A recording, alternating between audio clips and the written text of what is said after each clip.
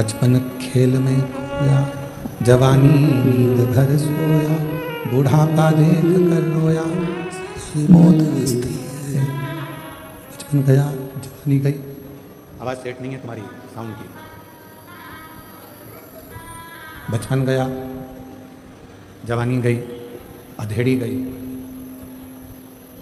आया केवल बुढ़ापा।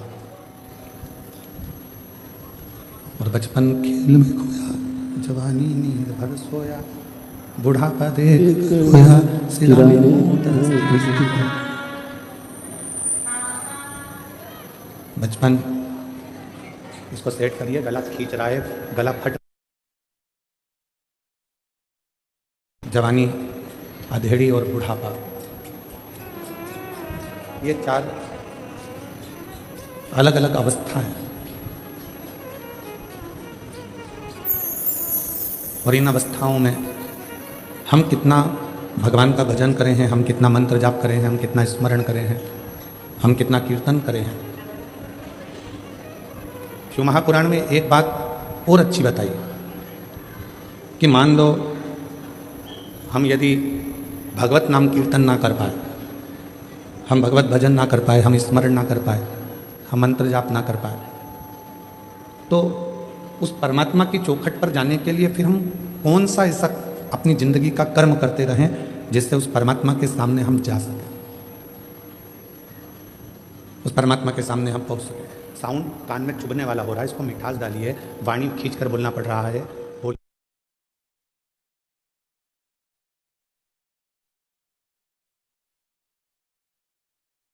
कर्म कौन सा ऐसा कर दिया जाए जिस कर्म को कर कर हम उस परमात्मा के सम्मुख में पहुंच जाएं, हम परमात्मा के सामने पहुंच जाएं।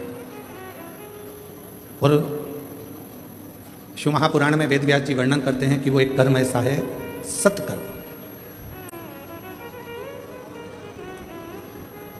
कोई साधारण व्यक्ति है, उसको शिक्षा की जरूरत है। आपके पास अगर भगवान ने धन दिया है तो उसको अच्छी शिक्षा दीजिए, उसको चिकित्सा की जरूरत है, उसको चिकित्सा दीजिए। चिकित्सा मिले तो चिकित्सा, शिक्षा मिले तो शिक्षा, जो उसको मिले उसको जरूरत है, उसको ऐसी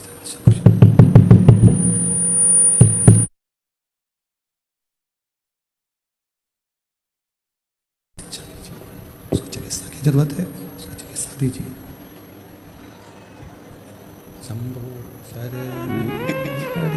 मांगो घड़ी रे घड़ी दुख काटो, दया करी दर्शन आपो। शंभु शरणे परि मांगो घड़ी रे घड़ी दुख काटो, दया करी दर्शन आपो।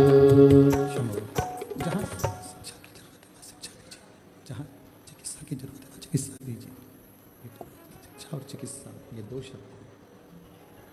चिकित्सा भी दे सकते हैं, शिक्षा भी दे सकते हैं, ये दो।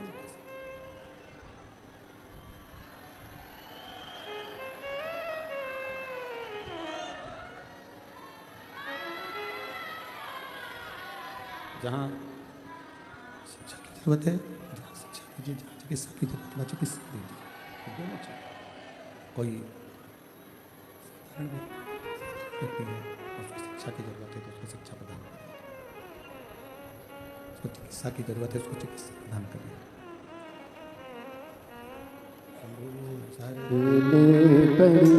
मांगो घड़ी रे घड़ी दुख काटो, दया करी दर्शन आपो। बड़ी हो रही है, कुछ भी नहीं है, माइक की डोरी मोरी सब अच्छी है, तो मैं सेट नहीं कर पा रहा हूँ, दो शब्द निकलते हैं, बाकी शंभु शरणे परि मांगो घड़ी रे घड़ी दुख काटो, दया करी दर्शन आपो। शंभु शरणे परि। कोई साधारण व्यक्ति है और उसको शिक्षा की जरूरत है तो उसको शिक्षा दीजिए। कोई साधारण व्यक्ति है, उसको चिकित्सा की जरूरत है, उसको चिकित्सा दीजिए। इस शिक्षा और चिकित्सा परमार्थ के दो कार्य ऐसे हैं, ये दोनों कार्य हमको उस ईश्वर के सामने खड़े रहने का बल देते हैं। शिक्षा भी देती है, चिकित्सा भी देती है। ये दोनों, शिक्षा और चिकित्सा, ये दोनों हमको उस परमात्मा की साक्षीकरण में खड़े रहने का बल प्रदान करते हैं, बल देते हैं।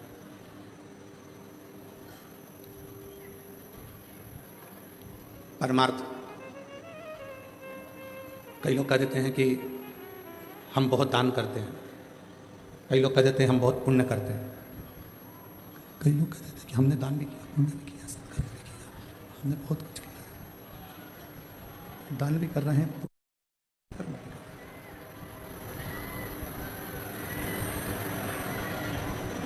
अब शिव पुराण की कथा कहती है, भगवान शंकर का चरित्र कहता है, शिव तत्व कहता है, किसको दान कर रहे हैं, कहाँ पुण्य कर रहे हैं, कहाँ सत्कर्म कर रहे हैं, कहाँ पुण्य है, कहाँ सत्कर्म है, कहाँ दान है, कहाँ कर्म। तो बेटी को कई माताएं कह देती हैं, कई जीजियाँ कह देती हैं, कई बहनें कह देती हैं, कई भाई कह देते हैं कि हम, बेटी आती हैं, बहन बेटियाँ आती हैं तो हम उनको साड़ी दे देते हैं, वस्त्र दे देते हैं, आभूषण दे देते हैं, ये भी हमने दिया तो दान कहलाया, ये भी दान है।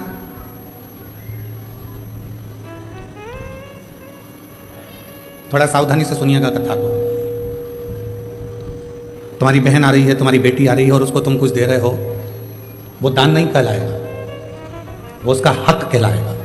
ऐसे नहीं दोगे तो दूसरी तरह से लेना आता है, उसको दान नहीं कहेंगे।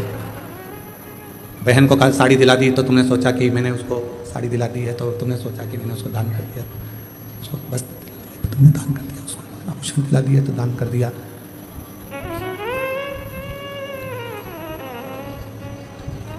ये दान नहीं है, इसको दान नहीं कहेंगे, इसको उसका हक बनता है, वो हक उसको प्राप्त होता है, उसका हक है।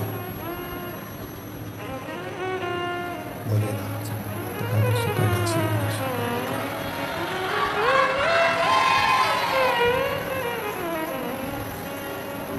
इस शंभु शंभु शंभु शंभु शंभु शरण मांगो घड़ी रे दुख काटो, दया करीन दर्शन आपो। शंभु शरण मांगो घड़ी रे घड़ी दुख काटो, दया करीन दर्शन आपो। शंभु शरण मांगो घड़ी रे घड़ी दुख काटो, दया करीन दर्शन आपो। शंभु शरण मांगो घड़ी रे घड़ी दुख काटो, दया करीन दर्शन आपो।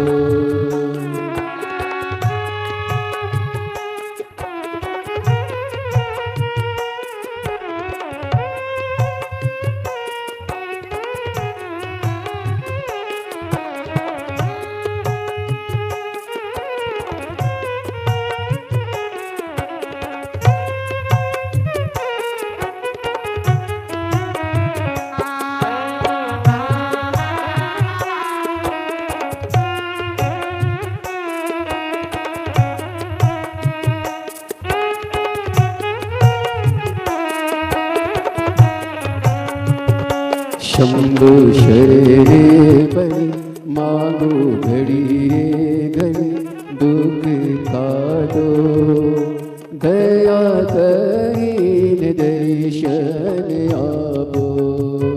शंभु शरण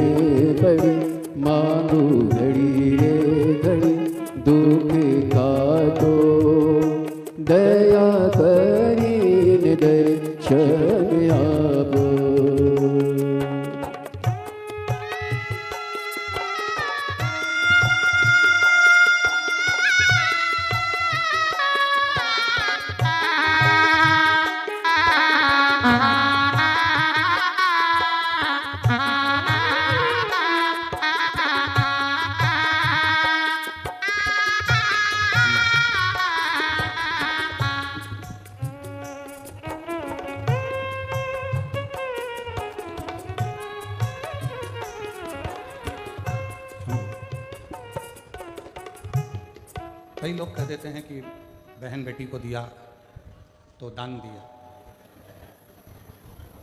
शिव महापुराण की कथा कहती है बहन बेटी को दिया वो दान नहीं है, वो उसका हक है।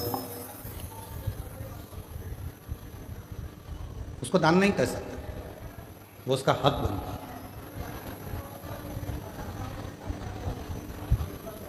कोई कहता है कि हमने हमारे परिवार के व्यक्ति को दिया, दान दिया, वो दान नहीं कहलाता।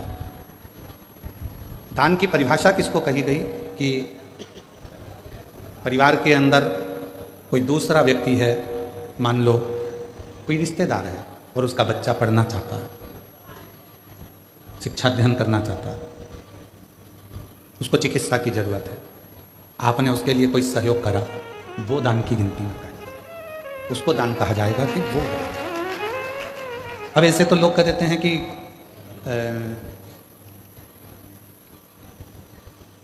कितना सुंदर कहा है कि यदि हम किसी व्रत का उद्यापन करते हैं, हम किसी व्रत का यदि उद्यापन कर रहे हैं और उद्यापन यदि हम कर रहे हैं तो उद्यापन करने में भी पहला प्रयास होना चाहिए कि बाहर की जो माताएं हैं, बाहर के जो जोड़े हैं, बाहर के जो लोग हैं, उद्यापन में पहले उनको गिना जाए। और हम क्या करते हैं, अपने घर में ही उद्यापन करना है, घर की तो देवरानी जेठानी इतनी सारी हैं, वैसे भी तो बुलाना ही पड़ेगा, तो वैसे की जगह ऐसे बुला लो, गिनती की गिनती हो जाएगी और उद्यापन का उद्यापन हो जाएगा। मतलब तुम्हें काम निपटाना है, तुम्हें उस उद्यापन का फल प्राप्त नहीं करना, तुम्हें उस उद्यापन का फल नहीं चाहिए, तुम्हें केवल काम को निपटाना है, केवल काम निपटाना नहीं है। उद्यापन करोगी तो देवरानी तो भोजन करेगी करेगी, जेठानी तो भोजन करेगी करेगी, ननंद भी आएगी आएगी, नंदोई भी आएगा आएगा, तो इन सबको तो तुमको भोजन कराना है, पर इनको उद्यापन में नहीं गिनना है। उद्यापन में उनको गिनो जो दूसरे हैं। क्यों? हम अगर जेठानी को भोजन करा रहे हैं उद्यापन में और जेठानी झूठे बर्तन को हाथ लगा रही है, हम ननंद को भोजन करा रहे हैं उद्यापन में और ननंद पट्टी बिछा रही है, भोजन परोस रही है, काम कर रही है, तो तुम्हारे उद्यापन का फल कहां से मिलेगा तुमको? उस उद्यापन का फल भी तो मिलना चाहिए, उसका फल भी तो प्राप्त होना चाहिए। हमें फल कब मिलेगा? जब हम कोई दूसरा आया है उसके लिए पट्टी बिछा रहे हैं, आसन लगा रहे हैं, भोजन की थाली तैयार कर रहे हैं, भोजन करा रहे हैं, पकवान दे रहे हैं, उनको कोई सामग्री दे रहे हैं, तो वो उद्यापन का फल प्राप्त होगा। वो लेकर गया, यहाँ से थोड़ा आपने कुछ दिया, उसको कलश दे दिया, तुमने कोई सुहाग की सामग्री दे दी, कोई चूड़ी दे दी, कोई बिछुड़ी दे दी, कोई ब्लाउज पीस दिया, कोई तुमने उसको साड़ी दिया, कोई सामान दिया, तो वो लेकर गया, वो लेकर पहुंचा, तो वो उद्यापन है। अब तुमको मालूम है कि अगर मैं उद्यापन करूंगी तो मुझे ननंद को तो बुलाना पड़ेगा, मम्मी नहीं मानेंगी। तुमको मालूम है कि मैं उद्यापन करूंगी तो मुझे जेठानी को तो बुलाना ही पड़ेगा, देवरानी को तो बुलाना ही पड़ेगा, जेठानी को बुलाना ही पड़ेगा, मानेंगे नहीं घर के लोग। तो क्यों ना उनको भी उद्यापन में जोड़े में गिन लूँ। और तुमने उनको भी उद्यापन के जोड़े में गिन लिया और विचार करा, मेरे 16 जोड़े पूरे हो गए, मेरे 16 सोमवार का उद्यापन हो गया, अब भगवान शंकर मुझे फल देंगे। शंकर जी सोचे जितनी चतुर तू है उससे चौगुना चतुर मैं हूं।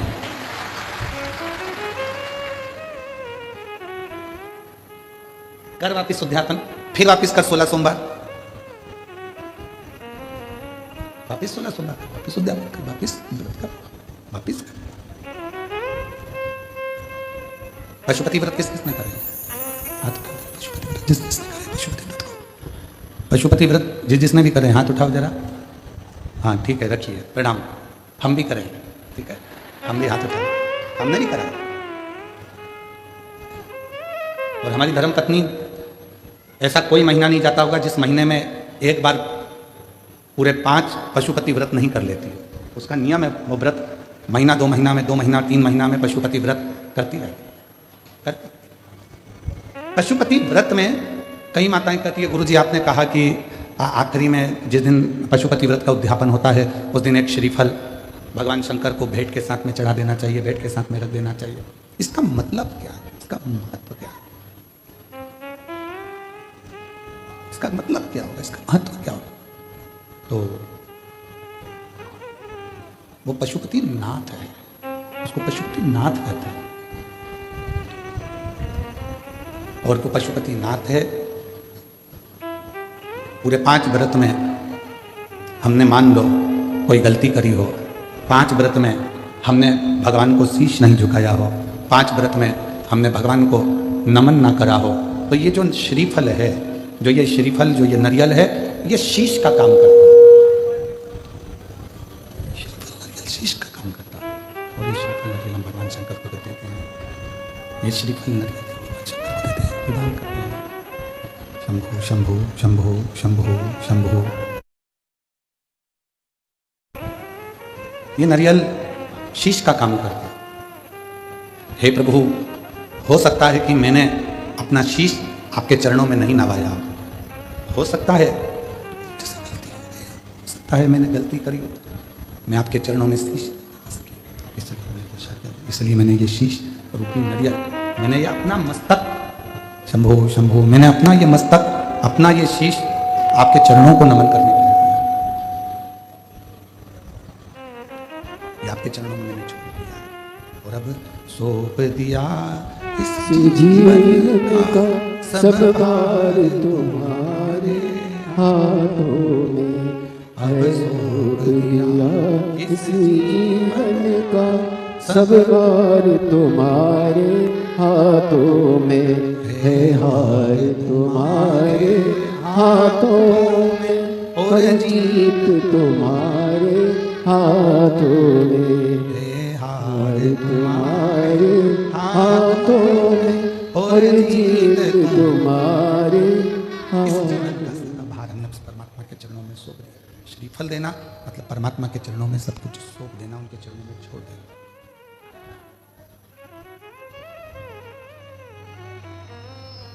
ये जितना, कई लोग कहते हैं गुरुजी, गुरुदेव, हम, आप कहते हो कि पूर्व समय का हमारे कर्म का भोग हमको इस जन्म में आकर भोगना पड़ता है, हमारे पूर्व का कर्म का दंड हमको इस जन्म में भोगना पड़ता है। हाँ, भोगना तो पड़ता है। पहले जब हम छोटे थे,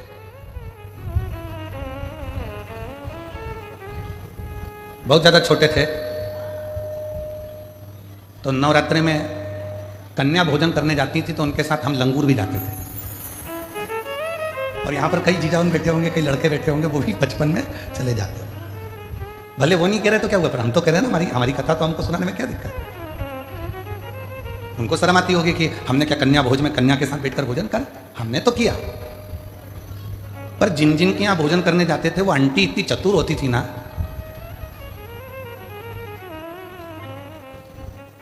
पूड़ी बनाती है, हलवा बनाती, सब्जी बनाती।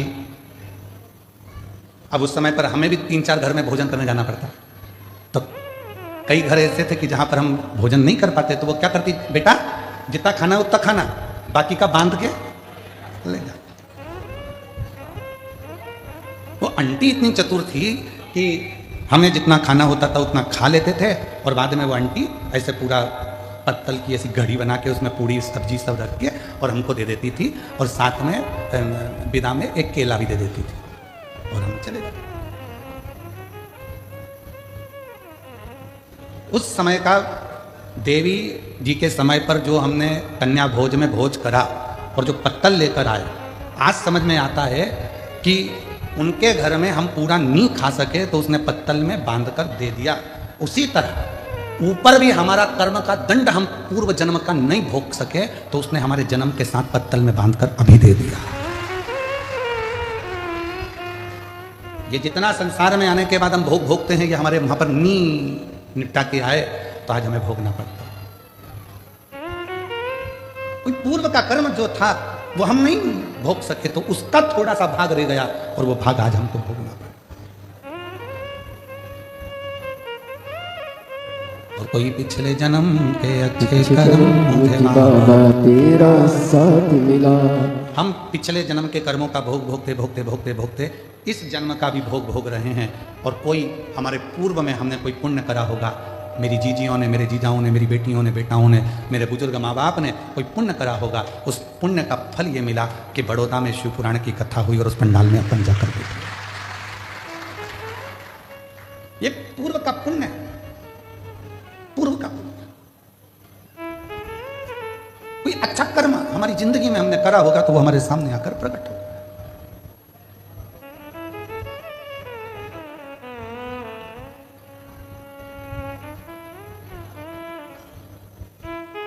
किसी ने पूछा गुरुजी बहू कौन से कर्म से मिलती है? हमने कहा गाय को रोटी खिलाने से। अच्छा, हाँ, पूर्व जन्म में गाय तुम्हारे दरवाजे पर आती थी, तुम्हारे दरवाजे पर खड़ी रहती थी रोटी के लिए, तुम रोटी लाकर देती थी, वो खा लेती थी। दूसरी बार फिर आती थी, तुम रोटी नहीं देती थी, घर के लोग कहते थे अभी तो दी थी, अभी तो दी थी, और उसको डंडा उठाकर चिल्लाकर भगा देते। बस वो ही गाय तेरे घर बहू बन के आई। सुबह की चाय दे देती है बहुत अच्छे से, दिन की मांग के दे, मांग के। अरे मम्मी अब भी तो पीछी तुमने, सबकी चाय बनाऊंगी तो क्या तुम्हारी भी बनाऊंगी? ये तो अब भी सर्विस से आए, नौकरी से आए, इनकी बनाऊं कि तुम्हारी बनाऊं? बस अगर उस समय पर रोटी 2 बार भी दे देती तो 2 बार चाय भी मिल जाती है। 2 बार पूर्व कर्म, पिछला हिसाब बराबर।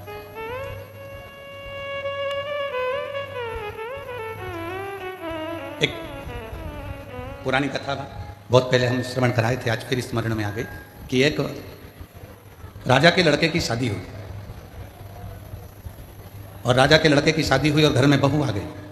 शयन कक्ष में बहू पहुंच गई सोने के लिए, बेटा सो रहा था, पत्नी ने उस राजा के लड़के की तलवार जो निकाली म्यान में से, म्यान इतनी सुंदर है, इतनी सुंदर म्यान, और म्यान में से जैसे उसने सोचा कि म्यान इतनी सुंदर है तो तलवार कितनी सुंदर होगी, जो तलवार निकाली और तलवार की चमक के कारण वो हाथ से छूट गई और राजा का बेटा जिससे उसकी शादी हुई थी वो मर गया।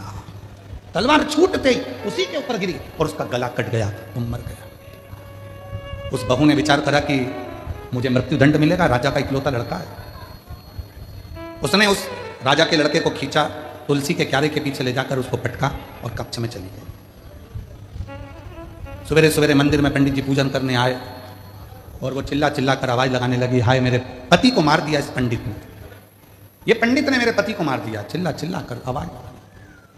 राजा के दूत आ गए, पंडित जी को पकड़ कर ले गए, अंतिम संस्कार किया बेटे का। अब दंड देने की बारी आई। राजा ने कहा कि अब इसको दंड सुनाना है, पर इस पंडित ने, इस ब्राह्मण ने मेरे घर के मंदिर की बहुत सेवा की, इसने मेरे बेटे को क्यों मारा वो पता नहीं। पंडित जी हाथ जोड़कर बोले, महाराज मैंने आपके बेटे को नहीं मारा, मैं सत्य बोल रहा हूं, मेरी बात पर विश्वास तो करो। कोई नहीं सुना। आखिरी में राजा ने सोचा कि पंडित को मृत्यु दंड नहीं देंगे, जिस हाथ से पंडित ने मेरे बेटे को मारा है उसका हाथ काट दिया जाए। उसका हाथ काट दिया, एक हाथ का रह गया। अब पंडित जी ने मन में सोचा कि मैंने कौन सा पाप करा था ऐसा जो मेरा एक हाथ कट गया। गुरु के पास जाऊंगा, अपने गुरु जी से पूछूंगा कि मैंने पाप कौन सा करा। पंडित जी पहुंच गए अपने गुरु जी के पास में, और जो गए गुरु जी के पास में तो गुरु जी तो घर में नहीं थे, उनकी धर्म पत्नी थी। जैसे ही दरवाजा बजाया, गुरु जी गुरु जी गुरु जी, इतने में पत्नी दौड़ कर आई, कौन गुरु जी? ना जाने कहां से आ जाते हैं चिल्लाने के लिए।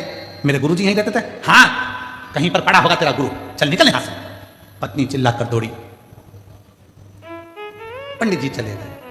फिर इंतजार करें मेरे गुरु आएंगे, और गुरु जी आए। दरवाजा बजाया, पत्नी कहीं गई थी, दरवाजा खोला गुरु जी ने। गुरु जी, हाँ बेटा तुम, ये तेरा हाथ कैसे कट गया? वही तो पूछने आया हूं गुरु जी कि मैंने कौन सा पाप करा था जो मेरा हाथ कट गया। मैंने तो राजा के लड़के को मारा भी नहीं और मुझे ये दंड मिल गया। पर गुरु जी मैं इस सब बात में पूछूंगा, पहले मेरा एक प्रश्न है उसका उत्तर दीजिए। गुरु जी ने पूछा, कौन सा प्रश्न? गुरु जी मैं सुबह आया था, दरवाजा बजाया था, आपकी धर्म पत्नी ने मुझे खूब गाली सुनाई और आपको भी सुनाई।